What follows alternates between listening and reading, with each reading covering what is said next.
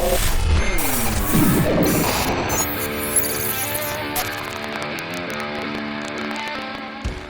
Derek. Hey, Trey.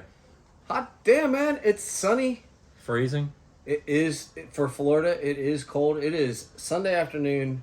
I'm in a long sleeve shirt and jacket. I have coffee, which I don't even really like coffee. But guess what? You got a fire stoked inside the house. Can't see me. I'm in sweatpants. It's cold. But guess what? We had a Supercross in San Diego. And this is episode 40 of the Beyond the Curve, the MX podcast, where we actually had a race and not a survival contest. Yeah, it was fun. It's fun. Still got a mutter. Anticipated mutter, but I don't even know if you can call it a mutter if you're calling last weekend a mutter, because it was actually raceable. It was fun. I think some of the guys had fun. Whole lot of drama. If we go to the road racing side of things, this was a drying track condition. If you were on the main line, if you ever watched a road course race, there'll be a line that's completely dry. And if they stay on that line, it's all good. If they exit off that line, it gets a little squirrely. Mm-hmm. This is where we've always made fun of these Supercross guys for they ride the same 6 inches on these practice tracks day after day after day. This is that time where that paid off. Yeah, you could see towards the end of the night the ruts were dried out down in the rut. And, Yeah. it worked out. It's cool to see. This is what we would call a mutter. Compared to last weekend was a total washout, but it's nice to see the mud. A lot of guys came out of nowhere. A whole different stack of top fives this week. It's going to be interesting. Let's get into it. Yeah, let's do it. 250 Heat 1. I think the track started a little muddy, and it was like, ooh, well, I don't know what this is gonna do. Like, but heck, they were going for the triples. Yeah. Going for is the key word. Yeah. Going for and, actually making it happen are two different things. But it was a whirlwind. Started right there. Is it Shimoda was in Heat 1? Yes. What a nightmare for him. The last two, he's not a mud guy. No, which I cannot fathom that he is not a mud guy, but somehow Ryder D is. I can't figure this out. Yeah, we touched on Joe last week, and there is not a speck of me that believes that he can even ride the mud. But thank goodness for we're jumping ahead, but thank goodness for the RJ experience. He ended up getting an okay finish because of the RJ experience. Yeah. So, but Heat 1, I was like, ooh, I don't know how this is going to be, because it was just kind of sloppy. Guys were doing the dart left, dart right thing. And they made it through. Yeah, I think 250 Heat 1 was probably the worst of the track. Yeah. It was pretty sloppy yet. Nothing was worked in. I know they cleaned the track up a little bit after qualifying, after they canceled the second qualifying session. So that was probably the worst that was going to be all night. I gave Shimoda a little bit of lenience because of that. Yeah. It didn't work in my favor to give him any kind of credibility, but it was a mess. But once it got worked in, the track was actually pretty decent for the conditions they were dealt. As the heat races went along and we got into the last chance, I kind of was like, this is actually not bad. But that first heat race, it was probably, like you said, the worst the track was going to be, and it was just a survival. And whoever was in that first race, there weren't really a lot of surprises in the first heat. No, I don't think so. Not to keep going back to Shimoda, but I figured this week he'd come in, and get a little bit of redemption. Yeah. You blow out a clutch, you can't show your true potential. Okay, time out. Let's stop right there. Yeah. They brought that up. Dude, how did he burn out his clutch that fast? I like Team HRC, but there's got to be a mechanical error there. There's no way. I'm sorry. I don't care who you are. My Tomac has burned out clutches. Exactly.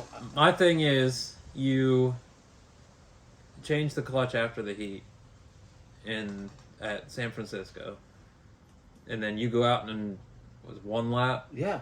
If he didn't finish the first lap, No. did he? So you make it half a lap, 3/4 of a lap, and you smoke a clutch. 9 chances out of 10, either you got a faulty clutch or your mechanic made an error. Yeah. Um, Or please tell me that was just the excuse they gave us. I would Because hope. there's no way. Like, I don't care who you are. don't get me wrong. I mean, mechanics are going to make errors. We're humans. Yeah. I do it. I wrench on a lot of bikes, so it happens. But that's a very critical error that he made. I mean, And it's so weird because HRC as a unit last year with Sexton and Jet and Hunter, they were like start gods. yeah, And now they can't get out of a gate. no. Shimoda almost fell at the start, like coming out of the gate. And Jet, I don't know if just so I noticed not to jump into 450s or anything, but the wheel spin that bike had coming off the line, there's just too much power. I mean, Yeah, even Ricky said, was he in first gear? Because that aggressive a wheel spin. but these bikes are gnarly. Yeah. I mean, we've talked about this over and over again. Is how I don't know how anybody was getting grip out there because these bikes are ridiculous, absolutely ridiculous. And then, but just those starting grids show it when they a little bit of even just dampness to them, and they're I thought Shimoda was going to high side coming out of the gate. yeah. I mean, it was like, what are we doing here? But no, first, my only notes from the first heat, because I'm really not focusing because the 250 side is such a jumble at this. There's a bad word you can say with the jumble, and that's kind of what the 250 class is for me right now. Yeah. But, there's some good racing. There are guys going everywhere, front, back, the middle. I don't know who's actually supposed to be the dominating rider because there's no champion in it. No, I mean we had expectations for RJ to come in there, Yeah. Being the senior rider. Yeah. Jordan Smith too, but They showed their stat pack basically. yeah, It is crazy how similar they are. yeah, those two. Yeah. Oh yeah, it's wild. It's But, also crazy, and I don't care. Get paid, do what you can. I mean, there's guys in the NASCAR Xfinity Series that are lifers that have never made it to the top of NASCAR itself. But it's crazy to me that both of them are 10 years in to the 250 class. Yeah, I was gonna say, and still on 250. Yeah, that's nuts to me. That's Kids, family. chasing that championship Yeah, still. and I'm not one of those to say, dude, they gotta get. You gotta make money. They're making a living. They're on good programs. At this point, they're comfortable on a 250. So Yeah. why change it up now? But let's jump into Heat 2 because that is where we get that championship battle heat race. Mhm. I have the full RJ experience. He was up, he was down, he was sideways, he was off the track, he was on the track, he was backwards at one point. Man, that guy's all over the place. And he's one that Florida summertime we get pounded with rain. I expect him to be able to ride the mud. Yeah, but it's different. That he would have to go to Georgia for that because it looked the way that mud was tacking up. It looked a little more Georgia-esque than Florida. It was mud-esque. slick. Yeah, Definitely Ohio-esque type yeah, thing. It's definitely a slick track. Yeah. But I know, born and raised boy, Dade City boy. Dade City gets slick. The tracks change over the years, but it's a slick track when it's wet. So, but either way, like, I don't know what's going on with him, if he's just getting inside of his own head at this point, because he is everywhere. So I had him. I mean, I felt like the second heat was a little more. I don't even know if star-studded because I don't know who the stars are yet.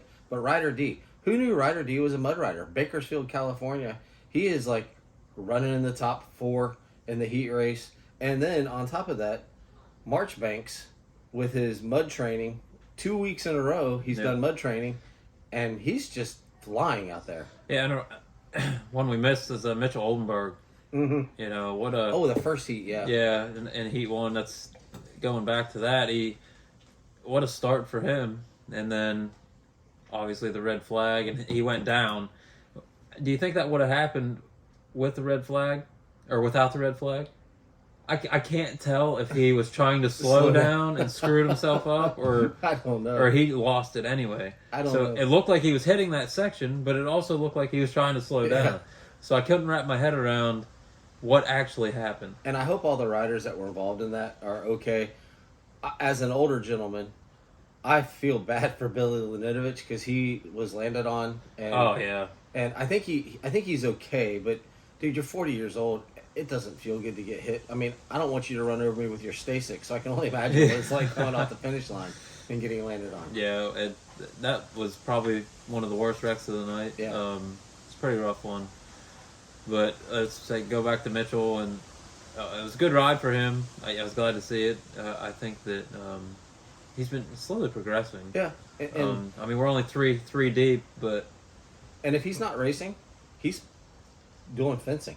I mean, yeah, so I'm sure he would like to have some success. And with MCR, they had a pretty solid look this weekend. It felt a little bit like the 1-800 collect days from Honda. You know, that was the kind of look they did with Canvas. And props to the teams that did the retro stuff. It's a little disappointing that the Austrian brands did nothing, but you know, congrats to. At one point in the 450 main, there were 5 white bikes in the top 5 from 3 different brands. yeah, So it was kind of interesting. Like, some of them really did the retro stuff, but MCR, as much crap as you get for usually one of your riders, you looked pretty good this weekend. So, yeah. Garrett Marchbanks put on a heck of a night. it's that much. I guess it's that much training. He's doing the old Tiger Woods philosophy. Tiger Woods did a commercial way back when, American Express. He was out training in the rain. He's like, I'm out here doing this because no one else is. Yeah, and that's there's been a lot of videos floating around. I think they mentioned it on the broadcast a little bit, but for people that don't know, it's Story Omaha. All the guys are sitting inside. Garrett Marchbanks, there's a video of him out there just pounding down laps in the rain. That club, yeah. Or club, sorry. So obviously it's working. Yeah. He went out there and he even showed the technique that you have to ride the mud, and it paid off. I mean, I think he looked the best all night long. He won easily with not a lot of stress in the heat race. Yeah. Yeah, and his body position, the bike, everything was loose. You know, he kept his back nice and straight, which you have to do in the mud. You know, you'll get guys arching, and then trusting the front end too much, and he didn't do that. And like I said, he was by far the best looking rider out there, and it showed because he went through that mud with authority. So we made it through 250 heats. You know, nothing. Marchbanks looked good. Poor Oldenburg in the first one kind of got. I don't know where he would have finished, but you know, he gets huckabucked himself, and you know, as Ricky said, a true unforced error. Like, that's just an unforced error. Yeah. And so we make it through. Track's starting to get broken in a little bit more.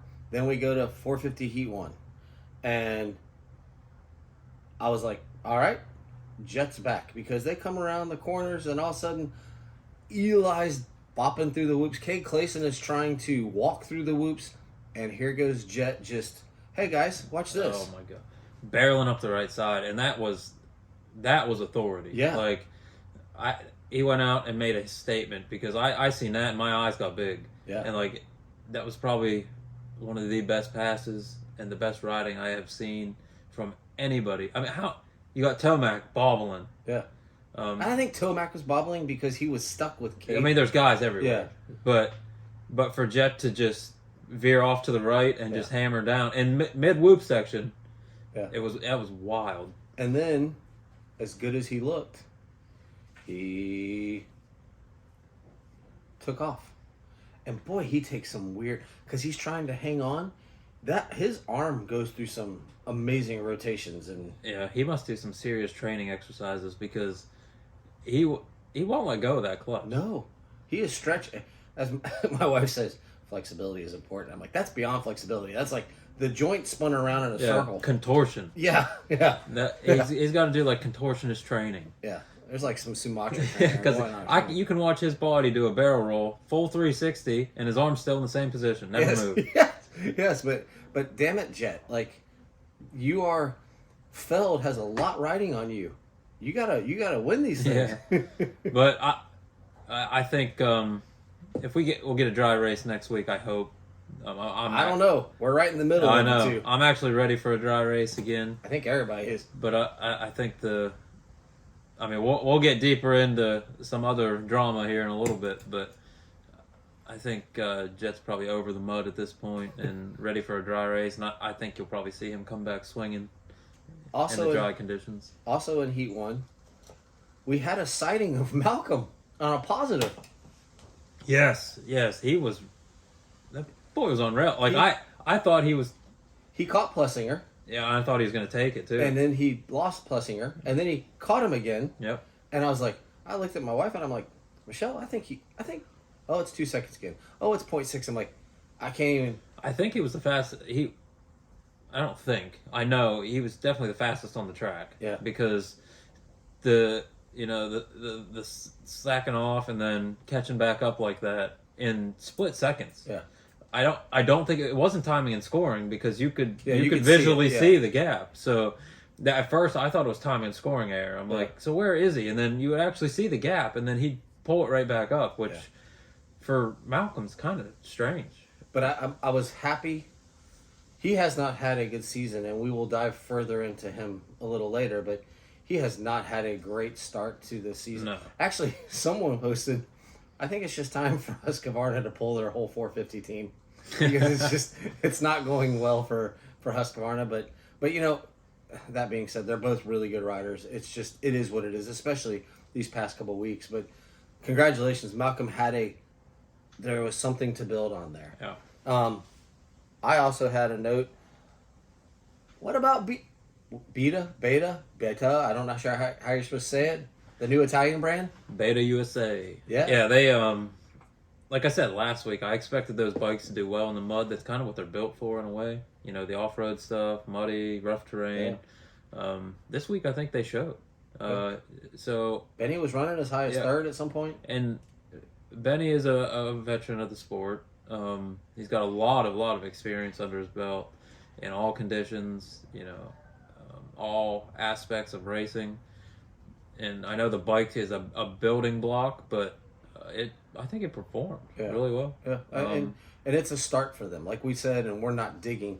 They're not starting with the A-level riders on their team. Yeah. Do you see, not Supercross related, but Ducati made their entrance in the Italian. Oh, really?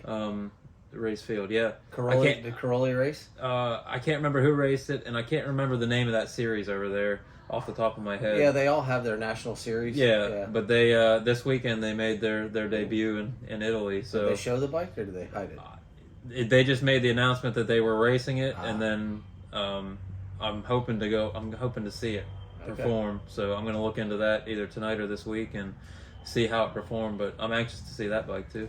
So did you have anything else for Heat 1 in the 450s? Because I thought the track started coming in, the riders, there were still mistakes. There's still riders going every place.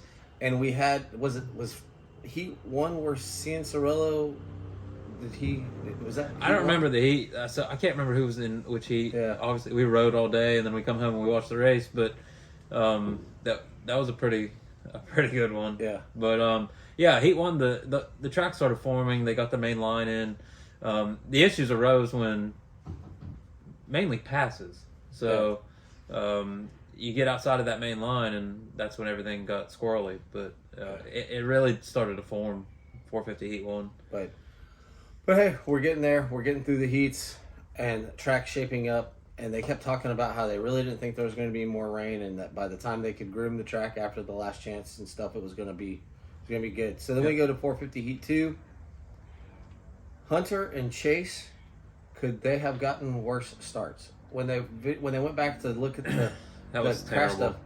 stuff? They're both at the back of the pack with no incidents. Well, didn't Hunter fall or turn sideways or something? And the Chase didn't though. No, Chase was just back literally just started that bad. Yeah. And the big hype this week was the jump that he got last week in the main. Yeah, and he even said like we might get a few more of them, but it's not on purpose. Yeah.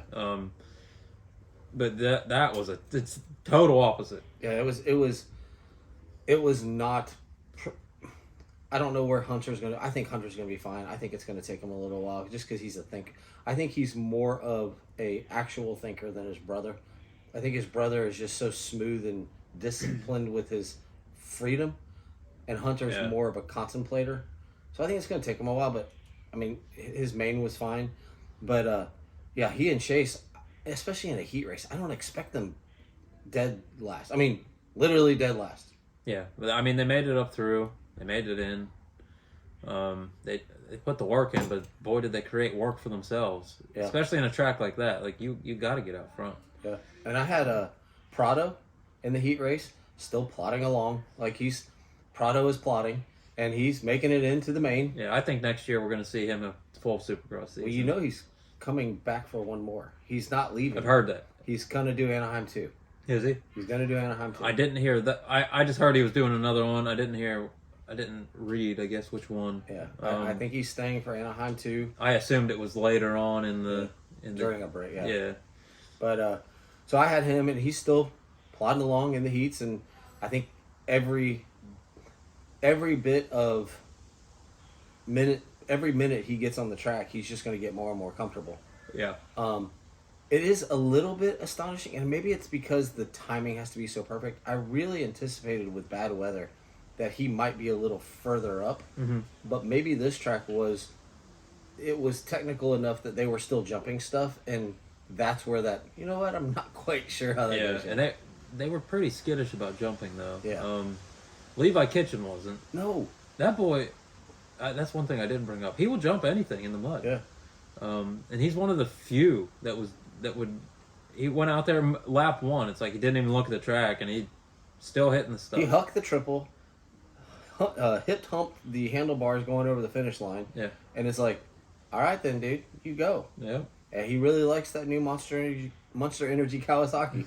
He's doing well on it. He's like, I'm just doing laps at my parents' house. Yeah, but Prado, I don't think he's got the amazing rider, but I don't think he's got the rhythm down enough, comfortably enough to go out there and actually hit rhythms in the mud. Because it's funny, they're talking about Prado because he's this world champion. Lest we forget, there's this dude from France that races French Supercross that has plopped himself in the 250 class and has 2 top 10s in a row. Yep. Borden. Yep. And Bourdon, however you say it. But like this guy's coming in, and I know it's the 250 class, but he's just popping right in and like, oh yeah, this is how you do this. Yeah, and they're not making a huge deal about him at all. No. I mean, like you said, Prado's world champ, but a lot of the guys are. Yeah. He's not the only one. Roxon's out there, world champion, but. And then Christian is much slack as we talked about the people saying that Husqvarna. Christian was up in the top 3. I think he ended up finishing 5th in the heat, but what a good, he was up there in the heat, and it's like, oh, thank God, these guys, they haven't forgotten. But it seems like the main is where they're having the struggles. Yes. And who else did I have? And what the silent assassin, just the man's racer, Cooper Webb, man. He just, at the end of that heat race, he went from 4th to 2nd, and boom. Instantly, yeah. No, he'll find any tiny little hole, and put himself in it. As derogatory as that sounds, he'll put himself right in there, and it comes out of nowhere. Like you said, the silent assassin. That's exactly what he is, because the brain work that goes in. I'd love to be in his brain for a minute. I don't know. Would you? Well, just all right. Not a whole minute. Yeah. Give me 15 seconds when he's making a pass like that, because it literally comes out of nowhere, and he comes up with the craziest things. Yeah. And it works. And I think it's amazing. You're starting to see him go back to those inside lines and cut down a little further and a little further. It's like, oh boy, if you're this comfortable already on a wet track, I cannot wait to see you cut down on some of these dry tracks. Yeah. And let's go back real quick. Sexton, when he and Hunter started in the back, they had a clip of Sexton trying to squeeze through on one of the rhythm sections. There's a dude down, and Sexton just jumps over him. Mm-hmm. And I'm like, holy, can you imagine being the guy on the ground oh, hey man, what's up? I'll just stay here. And thank God he just doubled him. Like, he just doubled him. And But I mean, I'm gonna bet that he's seen him based off of that. But Yeah. it's the bike skill. yeah, He seen an opportunity and seized it. Whether that meant jumping over him or not, Sexton is incredibly talented. because I can't be last. I need to get to 15th before we get to the third corner. Yeah, I mean, Yeah. Sexton had a lot of issues last year, but the guy is extremely talented. No matter how you want to look at it, he's very fluent on the bike. He's got the ability to do things like that, you know. And Jet's one of the other guys. They ride very similar. I've said this many, many times, and I would only put it on those two that could actually pull something like that off. Yeah. And make it work. It didn't work for either one of them this weekend. No, it didn't. That's It didn't work for them at all this weekend. Jet was just. I seen an interview with him throughout the week that it said that he was saying how they should have just canceled San Francisco San Francisco, and you know it was just a shit show. That was his words, and he wanted nothing to do with it. And they asked if that played a part in his performance, and he's like, I guarantee it did, because I went in not wanting to have any part of it. And you gotta embrace it. Yeah, and then he got a mud race again this week, and I think he's just ready for a dry one, and we'll probably get Jet back. Yeah. I don't know. Yeah. We'll talk about Yeah, that. that's coming up. Yeah. So 250 LCQs. I said track is looking better, but still had a little slickness to it. Like, by the time they got to the LCQs, the track really started taking shape. Yeah, and they got a lot. I mean, the track got a lot more deep ruts at that point. Yeah. The LCQ was kind of the 250 LCQ was. It was there were some intense times in it, but it wasn't. Yeah, Varese had a Jet moment. He literally was like first and then went to third. Then all of a sudden he just went, hey, you two, excuse me, I'm going up the right side over here, and I'm going to make a quick pass. There's a lot of shuffling. And then he just was gone. He was on in that LCQ, if you had a bingo card, I don't think Varese was on the different level that he showed he was on. Like, he was on a different level. He was on Adam Cianciarulo's level in the LCQ. Like, there were guys that I felt should be able to compete with him that he just checked out on him. So I had that in my notes. I also had, and I'll let, because I'm not good, but I said Varese was on a different level. Also, ridiculous how careful Varese was going through the whoops on the last two laps. I don't know how he could go that slow. He was literally It was, but it was like a slow race. Management, man, like guaranteed in, and no one gained on him. No, it just smooth and consistent. I mean, it was so. I was like, man, the balance. It was. I don't know how you could go that slow and balance, because not fall over. He was literally rolling like speed. He was going through a shopping center with the speed bumps. It's like, I'm just not. It was a beginner PW race. Yeah, is what it was. I mean, it was so. We said that. I'm like, man, that case. But he managed it. He made it happen. And still dominated it. I think he put all his energy into getting where he was, and then just managed it out. But no, I'm not making fun. But it was just like visually, if someone who had never seen a race turned that on, they'd be like, God, man, I could do this. They're really going slow. Why is he going so slow? Because it was visually like, this is not good. This is not a good look. No, but it's management. Yeah, it worked. I mean, it was management. And like you said, nobody caught up to him. No, I figured like, oh my God, they're gonna close it down. Yeah. And no, he maintained that gap the whole thing. And so whatever he's seen and doing that was. Now there was something on Twitter, and I don't know which writer it was, but someone posted on Twitter, X, whatever you want to call it, during the LCQ. I don't understand how you can be in a position to qualify and you can't even last 2 laps with your physical conditioning. I don't know who that was directed at. I don't know if it was just a general comment. Yeah, I'm not sure. But it is kind of amazing. I've heard from past privateers that they train for 6 minutes. Like that, their goal is they need the 6 minutes of speed because they need to make it into the main. Yeah. So they don't train to have 20-minute, 15, 17-minute stamina. They train for 6 minutes. Yeah. But I don't understand. If you're a professional, you are a professional racer. Shouldn't that's the one thing, even Jason Thomas will tell you, that's the one thing you can control. Yeah, most definitely. So I don't know who that was directed at. I don't care, but it was just weird that I think it was a professional rider who said it. Mm-hmm. Like, dude, you're in second place. You can't you can't even make it 2 laps. Yeah, and it's usually the professional riders that get on there and say those sorts of things, and usually they're directed towards somebody. Yeah, and so. there was no person that it was directed to, but it's one of those things that somebody knew who it was directed to if they seen it. So I don't care if you're a professional or an amateur. The one thing that you can be the slowest rider in the world, but if you are not physically fit, that's on you. Yeah, that's on you. So, and I just can't imagine driving around the country like in 2 weeks' time. Our rider's going to be riding. I cannot imagine that he would drive all the way to Detroit with a chance to make it into the night show and not know that he can ride 10 minutes to try to get the best qualifying lap he can get in. Yeah. Yeah, and like, I hated to see it, but like Slade Varola, I know he had a bike issue.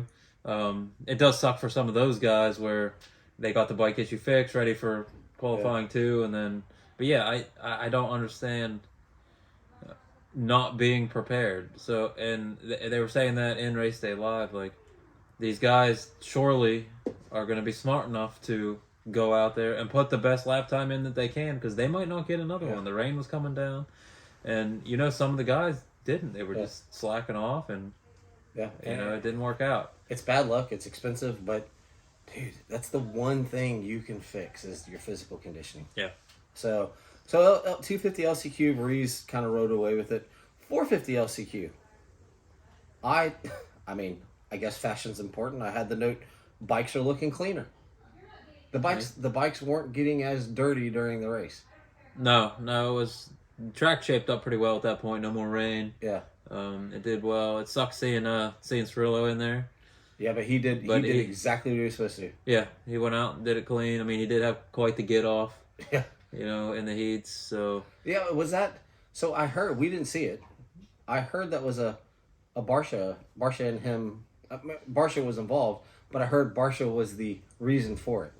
I don't know. I don't know. I've seen the replay of the wreck. I didn't see how it happened, so I can't... Yeah. I mean, Barsha was jovial this weekend. He was happy as could be. Yeah, feeling better. Yeah. I didn't, fantasy-wise, I didn't pick him to win or anything like that, but that was on me because he performed like Barsha showed in the mud. Yeah. The way it's been, I didn't really expect it, but I watched a lot of interviews on him this week, and he's like, I'm ready. Yeah, he was ready. Well, he went out and did well. He was feeling froggy, and I know last year in Oakland he got seeing Cirillo in a heat race, put him over the berm. Yep. And apparently they had another one this weekend. So Cirillo goes to the last chance, and he just did what he's supposed to do. But how about Rod Bell? Yeah, it was awesome. I mean, there was a couple years ago in the outdoors that it was all about him. Yeah. And someone joked it's the winter of Rod Bell because it was the summer of Rod Bell for the outdoors. Yep. But fantastic. My only other note I had, and you can add too, is apparently the Hill brothers don't like the mud.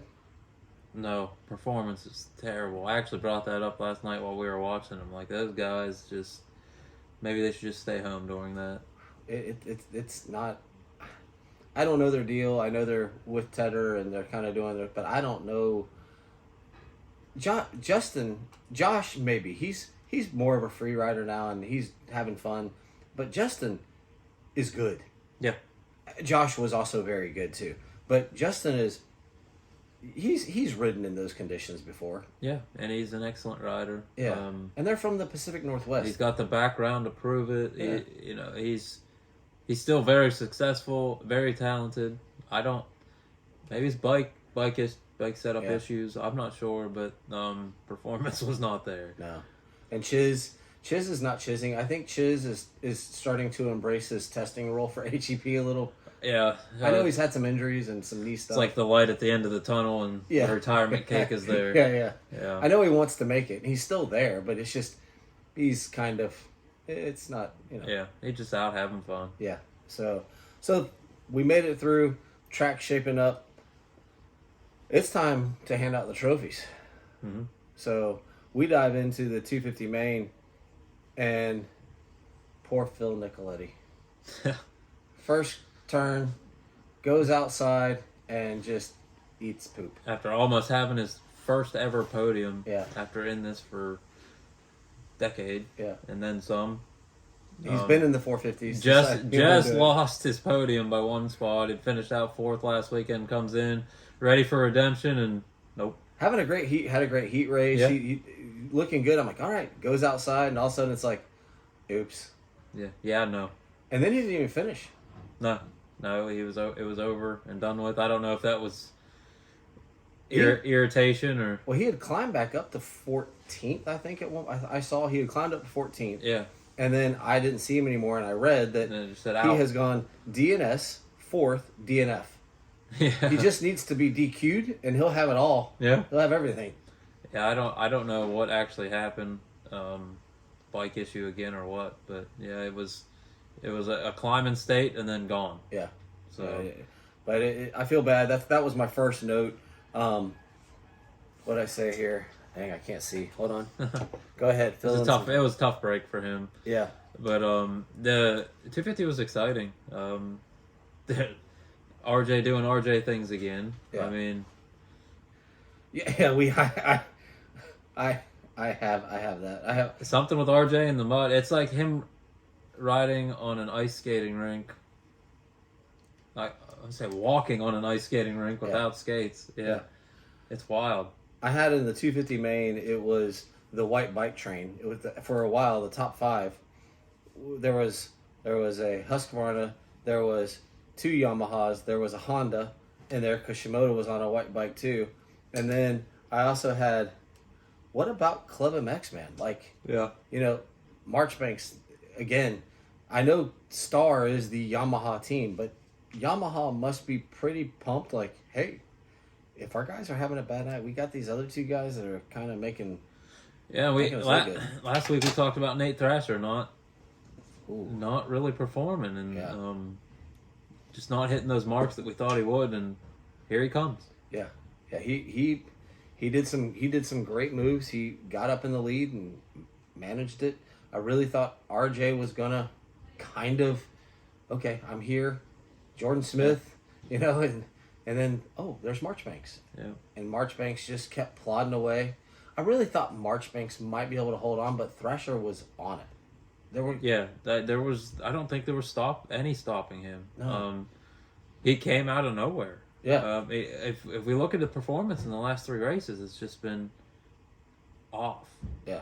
And we'll say the last 2 races, but then he comes into San Diego and he's, like you said, out of nowhere. I liked it. I really liked the performance. It was something we haven't seen from him. Well, let me get old man here. RJ was there. I'm thinking, just ride it in for 3rd. Take your 3rd. You're good. You've got Thrasher, who's had a terrible season. You've got Marchbanks, who's been okay. Take the 3rd. Cool.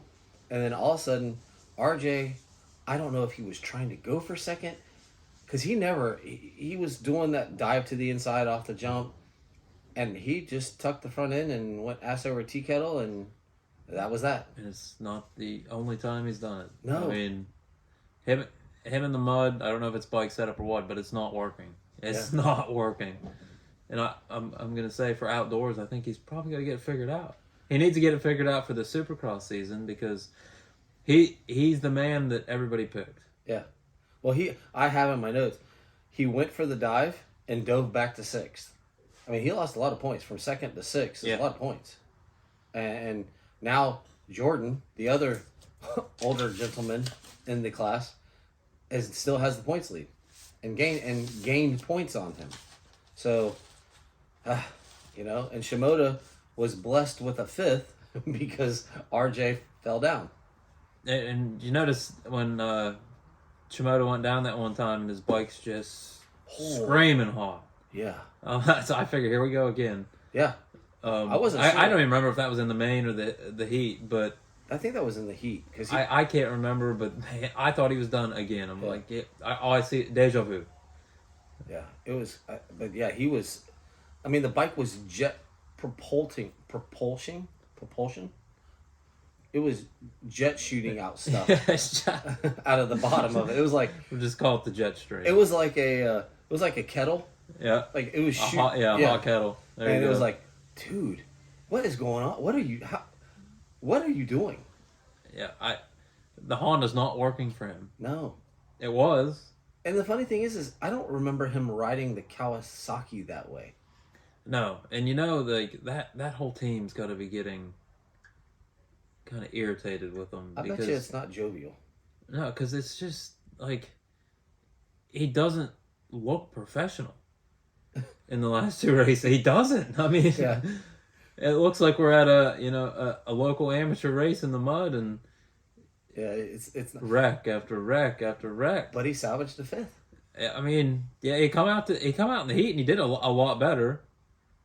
But the main, sorry, it's just It's an ugly process getting there. yeah. I'm hoping that come a dry race that maybe he's gonna put things back together, and I don't know. I think we've talked so much about Shimoda at this point tonight that It can't be. I'm wondering if he's kind of like, dude, I cannot wait. I got one more round and I get a break. I can't. I got to reset. Like, something. yeah. I'm gonna go play golf. I'm gonna make a rap album. I'm gonna do something besides ride this bike right now. Yeah, it's tough to see though.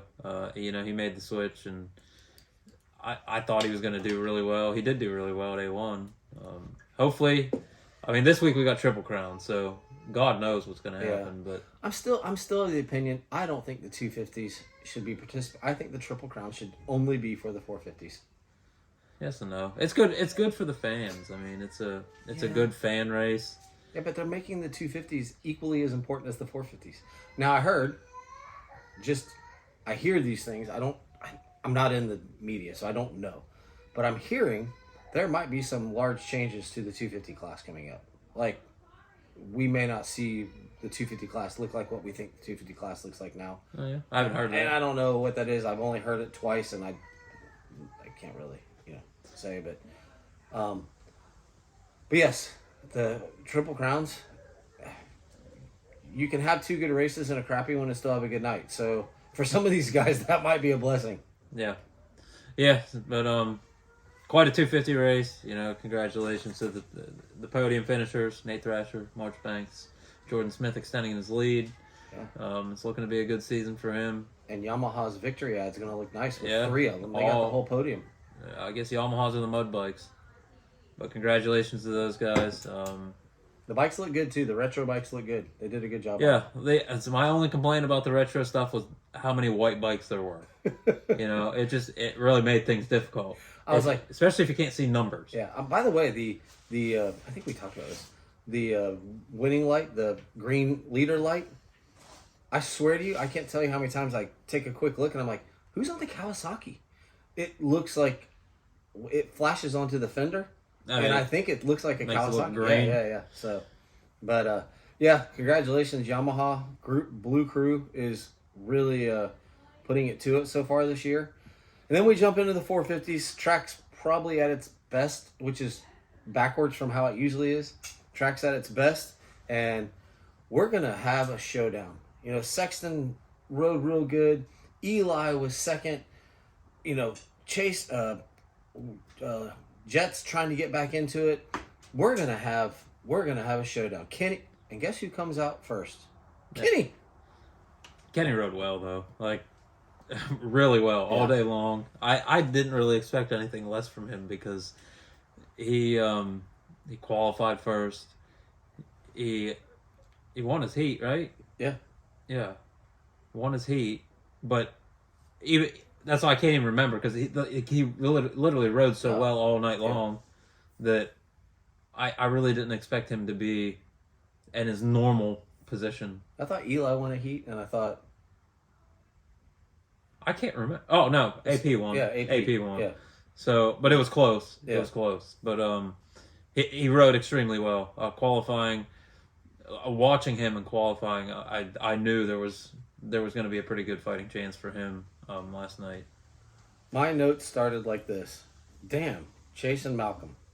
Like, well, there went one of the things we were hoping to have. Chase goes down, Malcolm goes down, Craig goes down, Tomac goes down, and at one point I'm looking at the scoreboard, and the scoreboard says Craig, Tomac, Sexton, Stewart are the bottom 4 guys. Yeah. I'm like, that sucks. And also it sucks because I had Craig, Stewart, and Tomac on my Pulp MX fantasy team. Christian is having a rough time. Oh, it's because he put on that damn onesie. That must be what it is.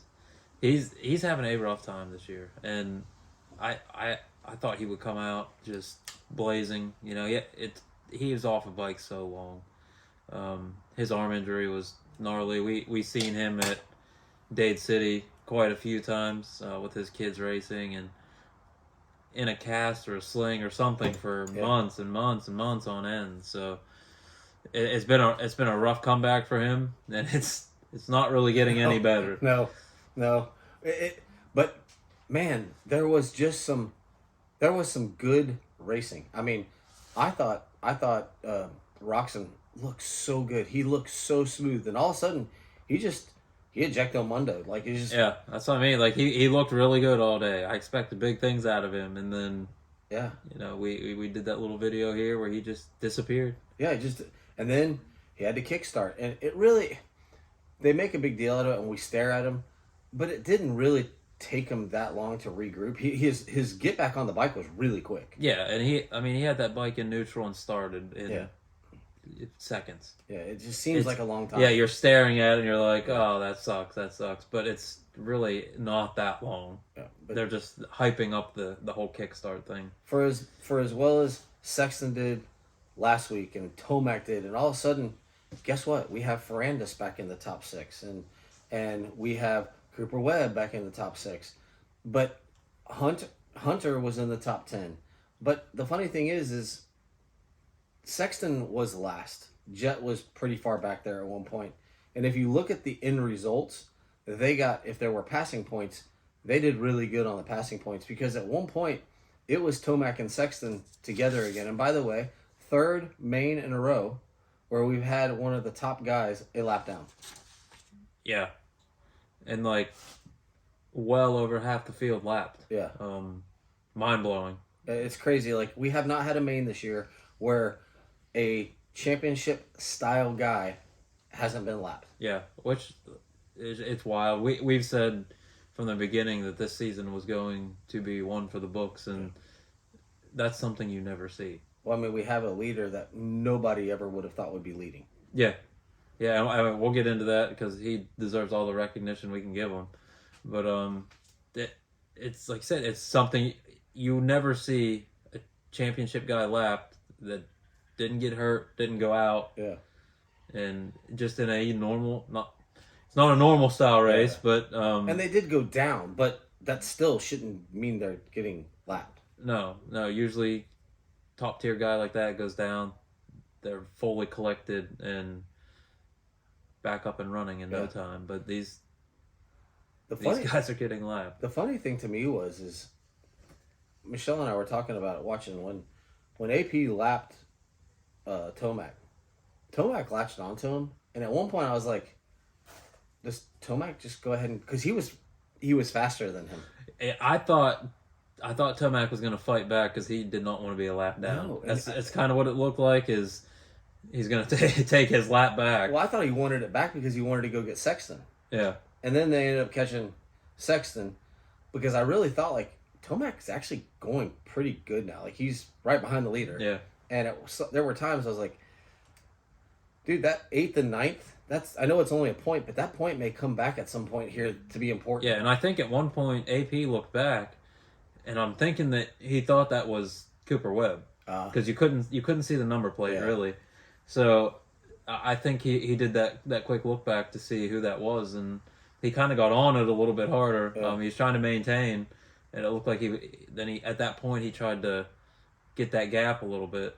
But once AP got the lead after Roxon's, as Ricky said, it was an unforced error. I don't know. I mean, yes, I guess those are unforced errors, but dude, the stuff started hardening up, and if he just slipped a quarter inch, he's Yeah, gonna and launch. getting out of that rut just a Yeah. little bit is enough to cross rut you.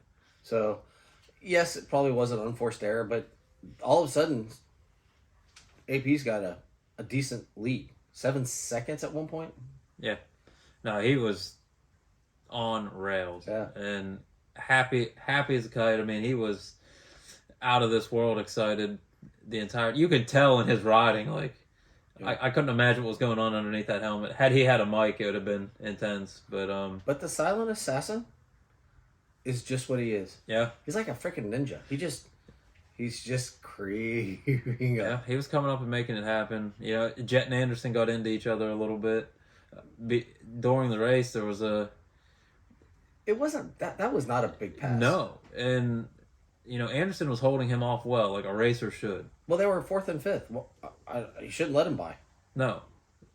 I mean, there's You're in the big boy class. you know, Jet's good, and Jet's the hype of the media, but you're racing. This is your job. Yeah. You know, you guys are racing. You're not better than him. He's not better than you. You're all pro. You're racing for the same reason.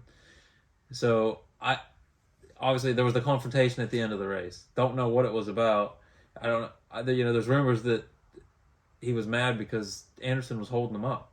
Yeah, Well, that's what he's supposed to do. Yeah. Like that is part of racing. and if he wasn't cross jumping you, if he was riding a wide bike and blocking lines, that is his job.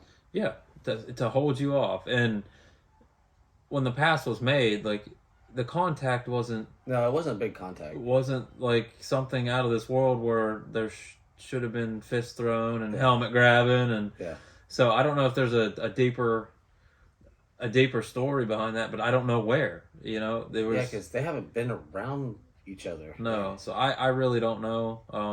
But yeah, I was waiting to see the gloves come off and the typical punching of the helmets, which never made sense to me. That some of these riders get all mad and then punch each other in the helmets. Well, as I said in our little TikTok thing, Jet's here holding on to that. Like, hey, I want to talk to you. And then, like I think like it looked like Anderson was trying to like I'm done, and then Lawrence was like nope, and then Anderson was just like let me show you how this actually Yeah, just shook the bloody hell out of him. And like Michelle said, Jet did wrong by touching him. Jason could have hurt him. Like Jet wasn't going to hurt him because he was just holding him like, hey, I want to. Yeah, Jason, but we don't know what was being said either. But Jason was like, I want to take your neck off. Yeah. Well, Anderson's not one that you mess with when it comes to that stuff. He doesn't play around. No. He's going to be the first one to throw down if he needs to. And the best thing about that whole video is that AP is celebrating. There are people hugging, stopping, celebrating with him. Oh, yeah. Patting him on the back. Barsha's taking It's all off in the tariffs. background. And they're in the background, like, going at it. And it's Yeah. like, that's the best. That is, I hope Moto Memes or somebody makes a, are you paying attention to what your kids are doing? Type thing. Like, Have you checked on your kids lately? because they're literally like, they're celebrating, hugging, talking. Oh my God, I can't believe it's like when Dale Earnhardt won the 500 and every team came out to like congratulate him. AP's like every rider's like, "Hey man, great job! I'm so proud of you. You finally got it." Except for those two. Yeah, they're just like going at it in the Piss and background. match in the back. But no, hats off to AP. He deserved that win. And to get a red plate for the first time in his career on the same night he gets a win, that's awesome. Yeah. I think the momentum's going to carry for him. Do you though? Do you? He's riding well. Okay. I mean, he's not having a bad position. What's he get, a fourth? Win, Yeah. and then he hasn't finished out of the top 5. I don't I think. don't think so. And I think you're not. My take is, I think it was a better night for Cooper Webb. Oh, yeah, most definitely. I don't think that AP's going to come out and win them all. Yeah. That's not what I'm saying. I don't think AP can win them as gosh, I hate it's dumb being a pundit sitting here saying stuff as a freaking guy who couldn't roll a set of whoops. But when you watch athletes, some people are that person. and he has not proven in the 450 class. Now, if he comes out and wins 2 more, finishes top 3 all year, guess what? I will say I'm wrong. Yeah. I think it was a great story, and then I think he goes back and starts finishing 4th and 5th. Yeah, I'm thinking his momentum's going to carry forward in his performance. I don't think he's going to stick with the championship. I think he's going to be a contender because he put himself in that position. He's put himself there. Yeah. So I think just the sheer excitement for at least the next few races, you're going to see him top 4, top 5, podium maybe. He's just got that confidence. I think after Detroit last year, he kind of lost a lot of confidence. Yeah. And it's just been a building block since then. Throwing that race away on literally the last lap. So he comes in here and just really dominates. I mean, Michelle says, you hear the crowd when he's coming around. The crowd loves him. And Michelle says, is there anybody that really dislikes him? He's such a nice kid, and we've met him. But do we like the shtick? 3 years ago he was not a cowboy. It's like all of a sudden WWE said, "Hey, you're going to be the heel. You're going to wear the white hat. You're a good guy." But he makes it work. He's got a cattle ranch at home. Oh, I know. He's playing the part if it's just a part. But he's such a cool kid. But I don't think anybody dislikes him. And if I'm wrong, and my whole point of that was, if I'm wrong, and he does actually turn over between himself, Jet, Tomac's on the farewell tour, Chase Sexton. Everybody still loves Cooper Webb. He's got his own. Dude, we have a core group of guys that people are drawn to come to the races. Mm-hmm. It's a great time. People were cheering. Even Will Christian said, "I can barely hear while I'm doing the interview with him." Yeah. AP was doing his interview, and he's like, "Man, I heard the cheering, and it wasn't for me." So I was trying to figure out what was going on. Yeah. But I think he's just a good guy, and I want to be wrong. But just watching athletes, there's a lot of people, and he's won championships. It's not that he's a average rider. He's a very good rider. But in the 450 class, he has never been the guy. So no. I think he had his moment, and I don't know if he can back up that moment. I don't know. Well, I guess we'll see what happens. I do think the momentum's going to carry just a little bit. It's going to help him out with just confidence. Okay. And at least he's been a top 5 contender all year. It's only been a few races, but I really think this is probably going to be his best year. It is so far. I mean, if you look at his motocross stuff at the end of the year, he was kind of one of those guys, although they were getting destroyed by Chase and Jet. Yeah. He was one of those guys with the Dylan Ferrand decision. Yeah, you had to separate those two and then look at the next 1 through 3 or 1 through 5. So he's having a good run, and I'm not going to turn myself around and change my thoughts. I would love to be wrong, but just looking at, it's so hard to do at one time. Yeah. And we saw what happened last year when he failed. He took him a while to recover from that. Now he's done it one time. Can he now do it again? Yeah. So I think I'm with you. I think the consistency is there for the top 5s, maybe some podiums, but I just don't know if he's a true championship guy. That being said, if all these yahoos keep doing what they're doing, he's going to stay there. Yeah, it's a whirlwind of a season already. Sexton and Webb. I mean, what's your take on that? Because we've already had this little discussion. I only saw 2 camera angles. I still think Plessinger had the win. When it boils down to it, I think Webb was coming up quickly. Yeah. But I think AP had it figured out. AP wasn't under pressure. Yeah. He was managing at that point. I think he had the rhythm down well where Cooper Webb was driving. And I'm not saying that Cooper Webb doesn't do good under pressure, because he sure shit does. But I think that just the pressure probably would have held Webb off enough and then the confidence in AP. And they're really good buddies, which would not have stopped that pass. No. We're talking money, but he could have named his kid after him. Exactly. Yeah, that wasn't going to change the outcome of it. But I still think AP had it. But I'm still trying to figure out if the Sexton could have moved out of the way. But he did. He went high going into the corner, and it looked like, which was kind of on Webb. He could have went a little bit lower and got out of the way.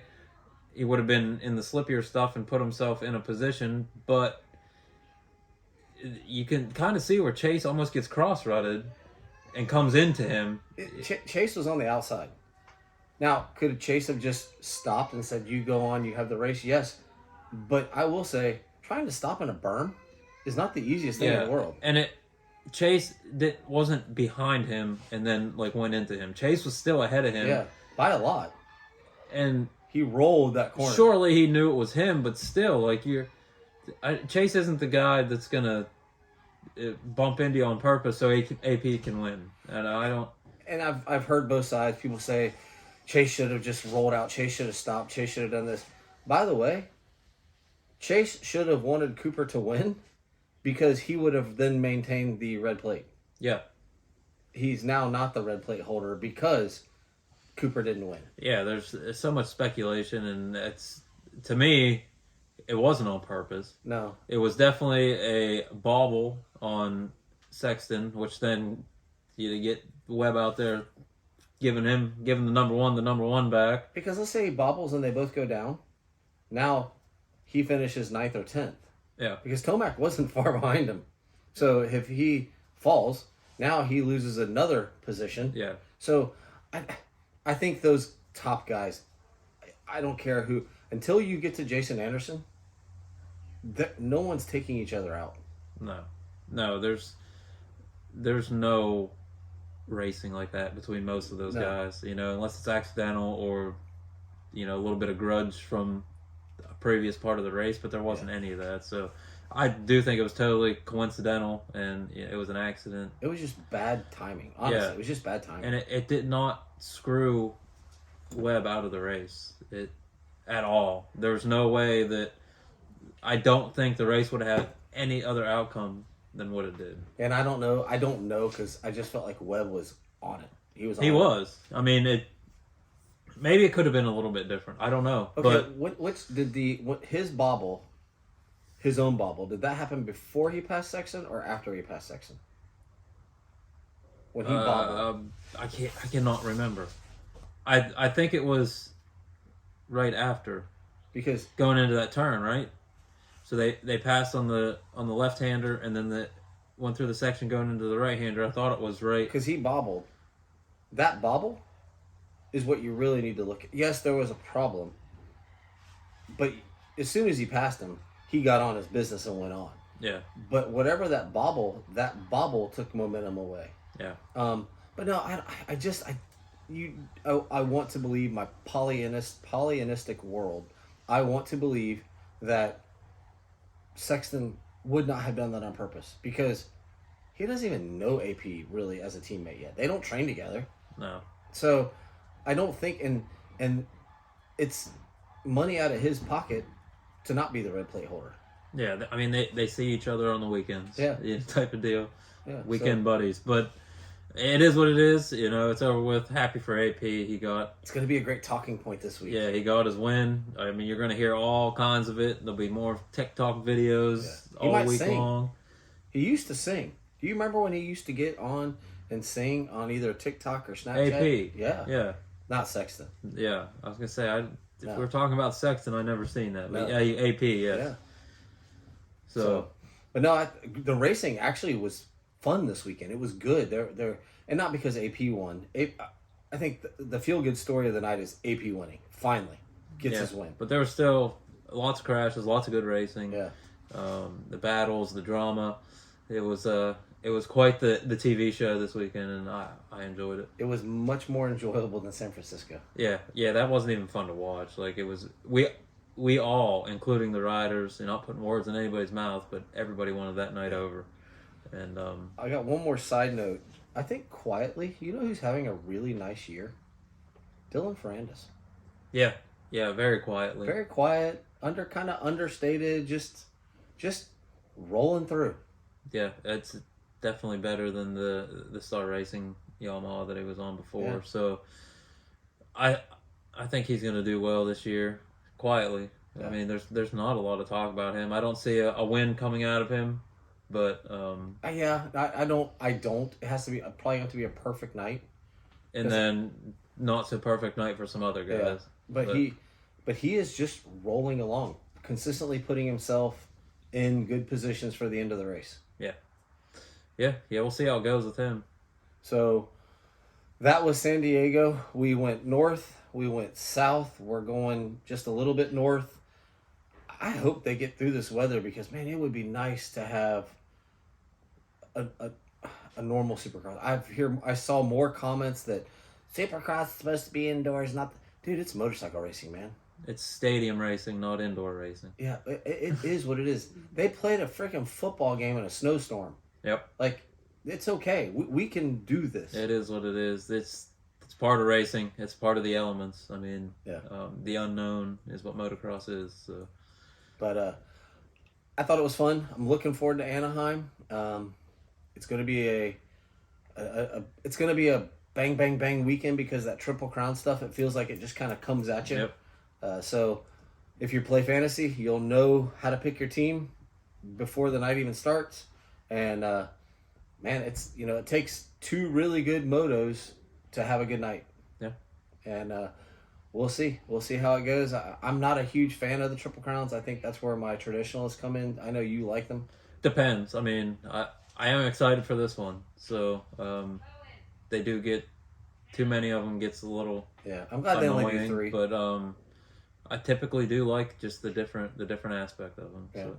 Well, we'll see. It's Anaheim, and it's going to be Anaheim, so we know how that dirt's going to play out. I'm sure they've had it covered. I'm sure they've done monster trucks there. I'm sure it's going to be a little different. But this has been episode 40.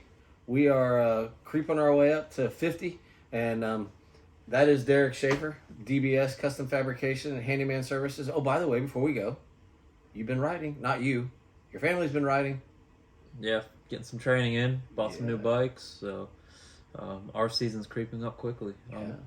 Pretty excited for it. No new news yet, so That's okay. It's no new news, but it's coming. The bikes have been buzzing. Yeah, I can't say the bikes have been because they've been buzzing. some of them have. We still got the 50s, Okay. So, but mainly taking the e-bikes by storm, and I'm excited to see where the season's going to go. I had 2 brothers fighting it out last night on the track, so I've been waiting for this moment. So we'll see how this season goes, and I think it's going to be a good one. Awesome. Well, for Derac Schaefer with DBS, Handyman Services, and Custom Fabrication, I am Trey Heath with Michelle and Trey Real Estate. This is Beyond the Curve, the MX Pod, and we will see you next week. Bye-bye.